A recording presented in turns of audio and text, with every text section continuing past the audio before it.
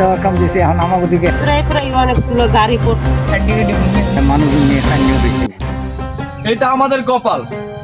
এই যে চর বিশ্বাস এবং চরকাফলপাড়া থেকে যাইতে যে ব্রিজটা দিয়ে পার হয় মানুষ, এই ব্রিজে যদি এই অবস্থা হয় তাহলে মানুষের কি অবস্থা, আপনাদেরকে সম্পূর্ণ যে কি অবস্থা আছে ভাঙা অবস্থা আপনাদেরকে দেখাবো এই ভিডিওর মাধ্যমে।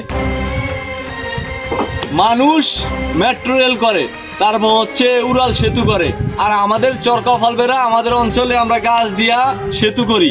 এটা তো এই পাশে দিছে, বাকিটা এই পাশে দিছে।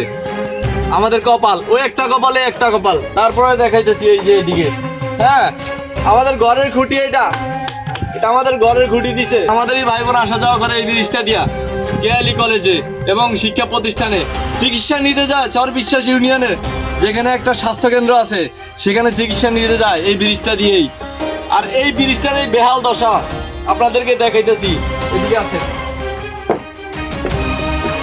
একটা ব্রিজ ভেঙে গেছে, তা কিছু করার নাই। একটা বাচ্চা যদি পার হইতে যায় তাহলে এই ফাঁকটা দিয়ে পড়া কোনো বিষয় না। এখানে কি কি হয়েছে একটু বলেন তো। হ্যাঁ, মানে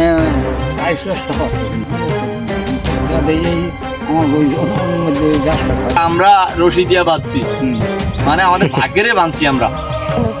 প্রায় অনেকগুলো গাড়ি পড়তো রশি দিয়ে টানাইয়া আচ্ছা কয়েকটা গাড়ি, অনেকগুলো গাড়ি পড়ছে, আমাদের ঘরের গাড়িও পড়ছে। অনেক লোক পড়িয়ে গেছে গাড়ি নিয়ে পড়িয়ে দড়ি কাছে নিয়ে মানুষজন নিয়ে কান্নিও পেয়েছিল। আমরা সরকারের ভোট দিছি, আমরা যাতে শান্তি পাই এই জন্য ভোট দিছি, ভোট দেওয়ার কাম দিছি। এখন আমাদের দিকে এরা লক্ষ্য করুক, কপাল ভরার ছাত্রছাত্রী কলেজে আসতে পারে না।